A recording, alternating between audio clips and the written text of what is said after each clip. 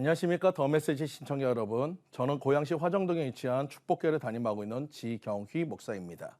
오늘 본문의 말씀인 창세기 26장 19절 말씀, 이삭의 종들이 골짜기에서 파서 생근원을 얻었더니, 이 말씀을 중심으로 사막에는 반드시 샘이 있습니다라는 제목으로 같이 은혜를 나누고자 합니다. 배가 자초되었습니다. 생존자는 다 한 사람뿐입니다. 그 사람은 파도에 밀려 인적 없는 작은 섬에 당도했습니다. 궁지에 빠져 하나님께 살려달라고 열심히 외쳤습니다. 혹여 다른 배가 보이지 않을까 하고 날마다 지켜보았습니다. 그러나 아무리 기다려도 갈매기 하나도 떠돌지 않습니다. 그는 장기전을 대비해서 어설픈 오두막 하나를 지어서 좌초된 배에서 건진 물건을 몇 가지 들여다 놓았습니다. 어느 날 먹을 것을 찾아다니다가 오두막에 불이 나서 연기가 나는 것을 보고 그는 죽음을 생각했습니다. 오두막은 순식간에 금세 재로 변했습니다. 최악의 사태가 벌어진 것입니다. 그는 하나님을 원망하고 있었습니다. 쥐와 공포가 밀려오면서 그는 하룻밤을 눈물로 지샜습니다. 그런데 이게 웬일입니까? 다음날 일찍 배 한 척이 다가온 것입니다. 아무리 기다려도 오지 않던 배가 어떻게 오게 되었는지 너무나 궁금했습니다. 그래서 오게 된 경위를 물어봤습니다. 선장은 이렇게 얘기했습니다. 우리는 당신이 낸 연기를 보았습니다. 여러분, 하나님의 응답도 이렇게 예상치 못한 순간에 때로는 최악의 순간이라고 생각할 때 들어주십니다. 당신이 당신의 자리에서 최선을 다하고 있을 때 하나님은 당신의 음성을 듣고 계시다가 하나님이 하실 수 있는 방법으로 응답해 주신다는 것을 믿으시기 바랍니다. 좋은 땅이 있다는 것은 착하고 좋은 마음으로 말씀을 듣고 지켜 인내로 결실하는 자니라. 누가복음 8장 15절 말씀처럼 때가 되면 결식해야 한다는 것을 믿으시기 바랍니다. 사막에는 반드시 샘이 있습니다. 샘이 없는 사막은 없습니다. 사막에서 샘을 찾으면 최고로 좋은 땅을 찾는 것이 됩니다. 그래서 사막은 아름다운 것입니다. 생각지도 못했던 곳에 축복의 씨앗이 있습니다. 그것을 볼 줄 아는 것이 영안입니다. 사막에는 반드시 우물이 있습니다. 이것을 믿으시는 성도님들 되시기를 간절히 축원드립니다. 사막 같은 메마른 산 같아도 반드시 샘이 있음을 알아야 합니다. 정신과 의사였던 이시명 박사의 고백입니다. 그는 그렇게 바쁜 삶 속에서도 움직이면서 걸으면서 떠오르는 생각들을 메모하여 두었다가 기적의 조각과 생각의 단상들을 연결시켜서 책을 써내며 그렇게 잘 팔리고 많은 사람들에게 영감을 준다고 얘기합니다. 모든 것은 분리되어진 것 같지만 하나님이 하시면 합력하여 선을 이루십니다. 바로 앞만 보지 마시고 멀리 보는 시각을 가지시기를 간절히 축원드립니다. 저에게도 사막 같은 사건이 있었습니다. 예수님 믿고 방황하는 날도 보내고 다시 예수님 만나고 한 그 시기가 저에게 사막의 시간인 줄 알았는데 그게 아니었습니다.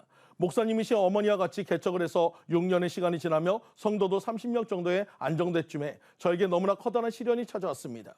평소 사고로 허리에 수술하신 후에 늘 허리가 아프다고 하셨던 어머니께서 아시는 목사님의 설리 예배에 가셨다가 그만 계단에서 미끄러지셨고 그때부터 허리가 더 아파져서 힘들어하셨지만 허리에 쇠가 들어있어서 CT나 MRI로 촬영을 하다가 하는 것이 어려웠고 원인도 모르고 고생만 하시다가 아시는 분의 소개로 간 병원에서 드디어 원인을 찾았습니다.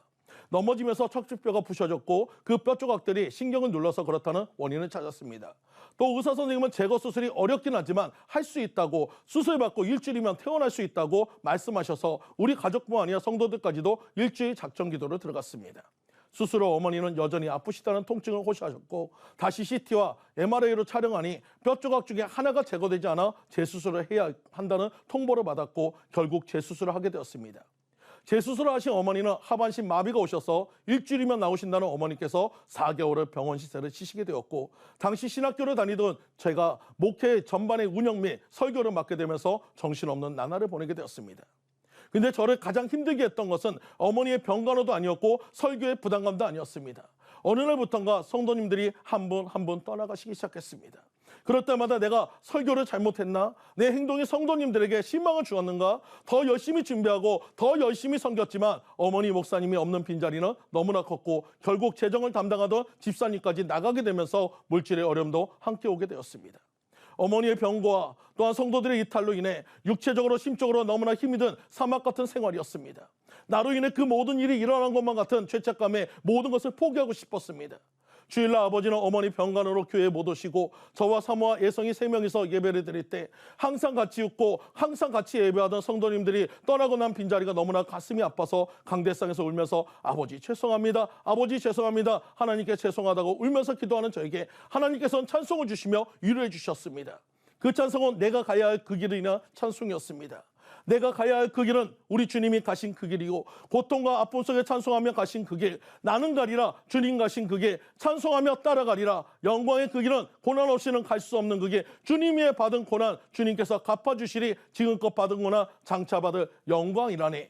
이 찬양을 부르면서 다시 시작하자는 마음으로 기도하기 시작하니 한 분 한 분 성도님들이 오시기 시작하였고 어머니도 4개월 만에 태어나요 같이 예배하게 되었습니다.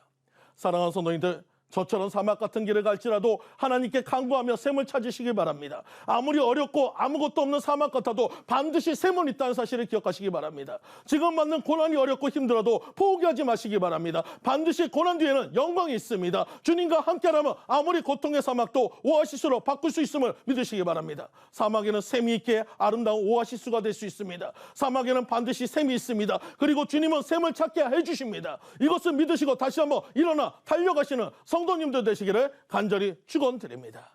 지금까지 더 메시지 지경휘 목사였습니다.